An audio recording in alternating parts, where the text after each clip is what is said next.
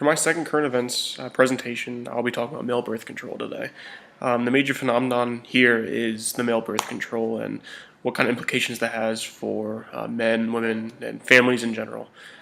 So the major stakeholders or players that are in play here are pharmaceutical companies, insurance companies, abortion clinics, and also just men and women and the consumers. So why is this important? It's important because this is the first advancement in birth control in the last 20 or 30 years. It's the first form of birth control for men that hasn't been permanent, such as a vasectomy, which is it's not. I mean, it's permanent, but I mean they can reverse it, but it's very dangerous for the man to reverse it. Or the use of condoms. Condoms are about 98% effective, according to recent statistics. So kind of this idea of a male birth control that can be injected or taken orally by men is completely new. So then we'll go into who is or will be affected directly and indirectly. So men will obviously be the biggest party that'll be affected by this. So they'll be affected directly. Women will be affected directly because they might not have to take as many or birth control for themselves, and it's a little safer. There's a little less side effects with the male birth control and there's the female birth control. Pharmaceutical companies will be affected directly. They're going to get huge gains in revenue from this. Condom manufacturers is something that'll be affected indirectly.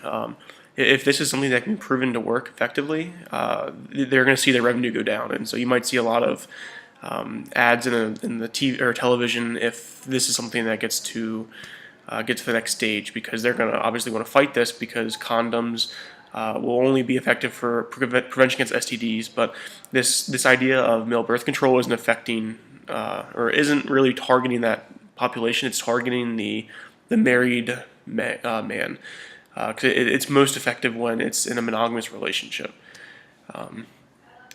So what are the predominant theories, lines of reasoning, predictions, course of actions for this? So right now there's been a study being conducted, and it was cut short due to side effects that men were having.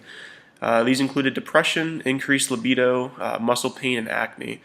Another thing that should be considered for side effects is the effects of this lasting effects after it's being taken. So it's extremely effective, about 96% effective for lowering sperm counts. Unfortunately, though, to return to normal sperm levels, so let's say that they just have to use this momentarily throughout the first couple of years in their marriage, and then afterwards they want to get off of it. The average return to sperm count levels was 26 weeks, which is quite a long time. It's 6 months. The minimum amount of time that was recorded for men being able to go back to normal sperm count levels was 12 weeks. And even at 52 weeks, there were still 8 participants in a study of 320 that still had not regained normal sperm count levels. And that's something that needs to be seriously considered by the men, pharmaceutical companies, and also just these scientists that are developing this technology. So what's my opinion on this? So my opinion on this is that this is something that would be extremely helpful to get away from a lot of the really bad side effects that women have. One of the biggest side effects for women through birth control is blood clots. Blood clots can kill you like that. You won't know until it happens, and there's nothing that they can really do to prevent that. So it's kind of, I want to say almost hypocritical that men wanted to cut the study short after the side effects they were having. Depression, increased libido, muscle pain, and acne. Those are all things that women have side effects of through their birth control. And the fact that it's not just that, they go through that and much more, like I said, blood clots and more deadly things. And the fact that men wanted to cut this study short because of that, I thought was a little hypocritical.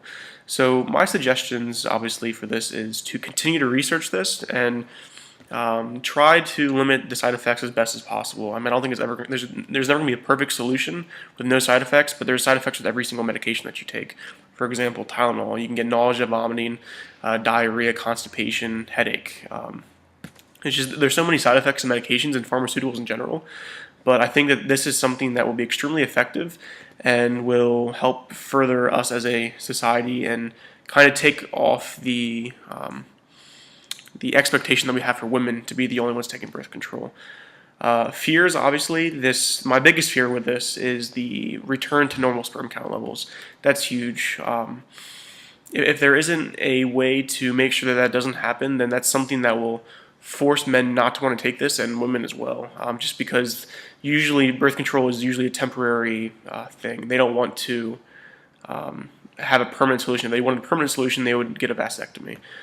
So I think this is a really interesting topic that has been brought up in the news more and more recently, and something to keep an eye on. Thanks, guys.